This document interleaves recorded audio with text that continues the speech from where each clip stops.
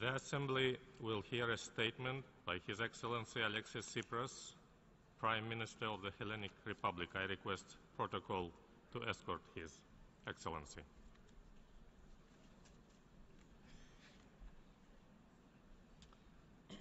I have great pleasure in welcoming the Prime Minister of the Hellenic Republic, His Excellency Alexis Tsipras. I invite him to address the Assembly.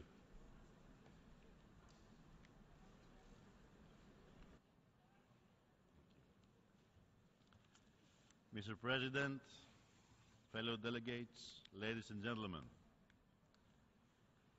70 years have passed since the UN was founded after the most disastrous war in history. In the wake of this war, the UN's Noble Declarations raised hopes for a common peaceful future based on universal values, social justice, and respect of human rights. Much has been since achieved, but regrettably, the vision of the founders of the organization is far from being fulfilled. We witness today a large humanitarian crisis, unprecedented movements of displaced people, and an increase of poverty, violence, extremism, and human rights abuses. Nevertheless, the big question for us is not to identify the challenges we face. The people of this world know very well what they face every day. The big question that this great organization was set up to answer is how do we deal with these challenges on the basis of our shared values on the United Nations Charter. Unfortunately, as years go by, we seem to be returning not only to the same problems, but to the same old failed recipes that fostered these problems in the first place. This is why the biggest challenge we face today is an existential one. Whether to continue with the same old recipes of social exclusion, political fragmentation, and economic aggression, or to try to reclaim our future step by step, with confidence, but also with the ability to learn from our mistakes. Allow me to refer to the efforts of my own country in confronting three specific crises in the last few years.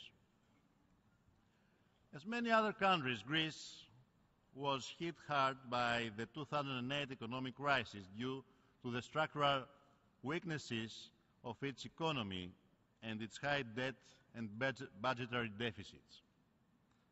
Yet the neoliberal recipe we and other European countries were called to implement came at devastating social cost and contributed to deepening the economic and fiscal crisis instead of curing it. We lost 25% of our GDP. Our debt-GDP ratio grew to 180%, while unemployment reached 27% and the migration of graduates to European countries accelerated. What we faced was a firm commitment of some to the idea that Greece must exit the Eurozone, or that the institutional and structural reforms that we need have to be combined with austerity, tough austerity measures, and welfare and wage cuts. After many months of negotiation, Greece agreed to a new stabilization program that includes reforms in our public administration, pension and tax system, and gives us the opportunity to stabilize our economy by setting the foundation for a necessary reprofiling of our debt. Unfortunately, at the same time, it imposes measures burdening further both society and the economy. These measures should have been avoided. We needed and still need to struggle step by step to claim a growth rather than an austerity agenda, to protect the most vulnerable members of society and distribute tax burdens justly, to link the development of the economy and the restoration of confidence to the need for a restructuring of our debt. How familiar does this sound to others in this assembly? How many times since the 70s have countries in the developed and more recently in the developing world struggled to face exactly these problems that concern not just their weaknesses, but the recipes they are given to deal with them? We have to realize that we need a global financial and economic system oriented to fostering national growth strategies and our post-2015 development agenda. We have to discuss the issue of debt restructuring in all competent fora, including this one, in connection to developing growth and not austerity strategies. Another regional European crisis where Greece is at the forefront concerns recent unprecedented migration flows. Since the beginning of the year, over 300,000 people, mostly from Syria, Iraq, and Afghanistan, have entered the country with the aim of transiting to Western European countries. Greece, like all other European countries, was taken aback by this development. Nevertheless, the people of Greece showed their solidarity in providing food and shelter to the refugees. In cooperation with the European Union and other international organizations, we are doing all we can to manage these flows in an effective and humane way by improving reception facilities and identification procedures, as well as setting up hotspots to facilitate relocation. Nevertheless, for some, the only way to deal with this challenge is to build walls higher, to repel migrants by force, or to ensure that they remain someone else's responsibility as far away as possible. We do not believe that the future of Europe or the future of our world can be built on ever higher walls or children dying at our doorsteps. Neither can we forget that many of our ancestors were refugees and migrants. We cannot allow racism and xenophobia to destroy our common principles. In the framework of the UN, we have to build the necessary resettlement mechanism from countries neighboring Syria, while also supporting them directly in hosting refugees and dismantling trafficking networks. This resettlement mechanism, together with the existing relocation mechanism in Europe, will give hope to these people, discouraging them from trusting traffickers.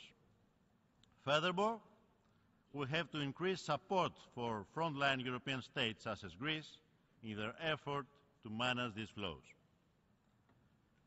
Greece is also at the center of a third security crisis that causes this refugee crisis. We are at the heart of a triangle of destabilization with Ukraine to the north and the conflicts in Libya and in the Middle East to the southwest and southeast. Located in this unstable environment, Greece has been striving to bolster regional security and supports all efforts promoting peace and stability. Nevertheless, again, we hear some insisting that we should embark on unilateral initiatives without considering their prospects and consequences, or leave the conflicts to be settled by themselves without contributing to stabilization or reconstruction. Yet these are exactly the mistakes that brought us here in the first place. We do not have the luxury to make foreign policy choices without examining in advance what their consequences will be. In Syria, we must act decisively in favor of reconciliation and a political solution that would lay the ground for the Syrian-led democratic transition foreseen in the Geneva Communiqué. In this regard, we support initiatives aiming at engagement with all relevant international and regional actors. In Libya, we fully support United Nations efforts, and we welcome the successful completion of negotiations and political dialogue last week. Furthermore, we believe that the Middle East peace process is of key importance for the region. A new momentum for a solution must be promoted with a view to the creation of a state of Palestine on the basis of the pre-1967 borders, with East Jerusalem as its capital, that coexists peacefully with Israel. Concerning Ukraine, we support its territorial integrity, independence and sovereignty with its internationally recognized borders. We appreciate the efforts of the Normandy Group and the conciliatory role of the OSCE to avoid a vicious cycle of militarization in the region. And we call on the Minsk Agreement signatories to implement the agreements in full. We are also deeply concerned about the rise of jihadism, which must be dealt with decisively and comprehensively. Beyond the crisis I mentioned, Greece attaches particular importance to engagement with its immediate neighborhood.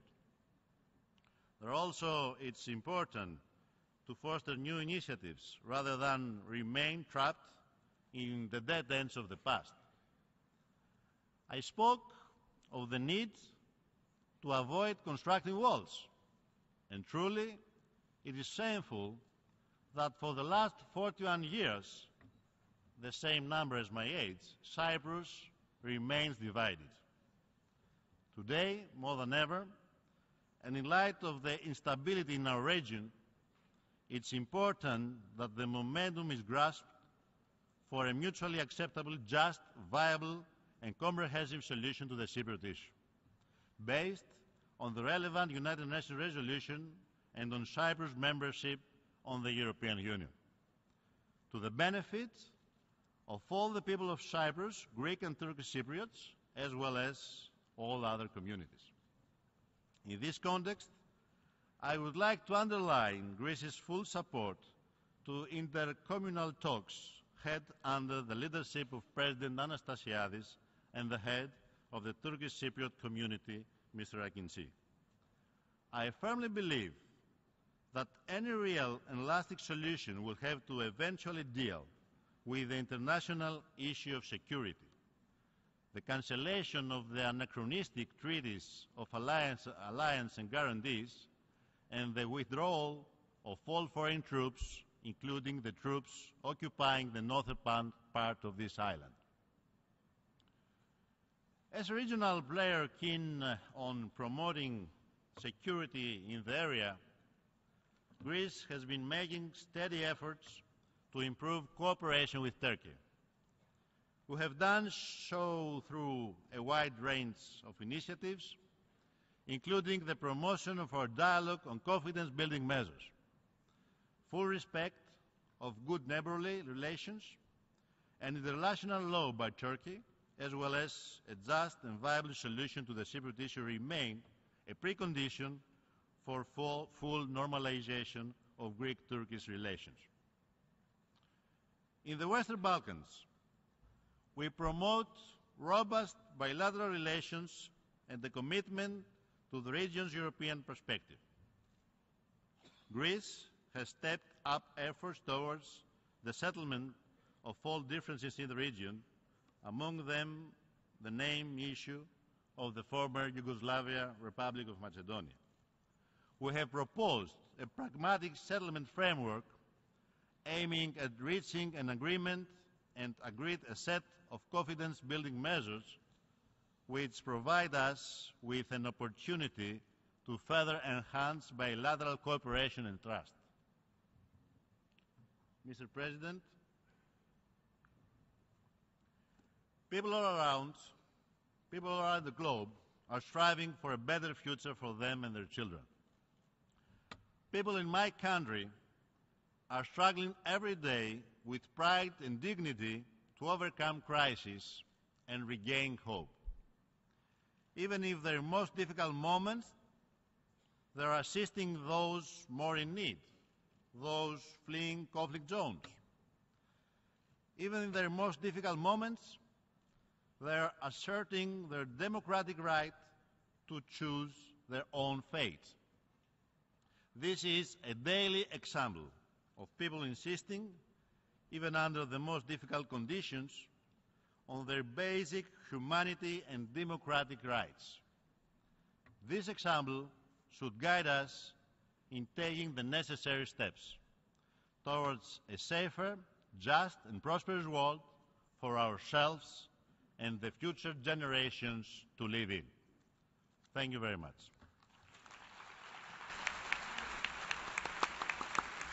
On behalf of General Assembly, I wish to thank the Prime Minister of the Hellenic Republic for the statement just made, and I request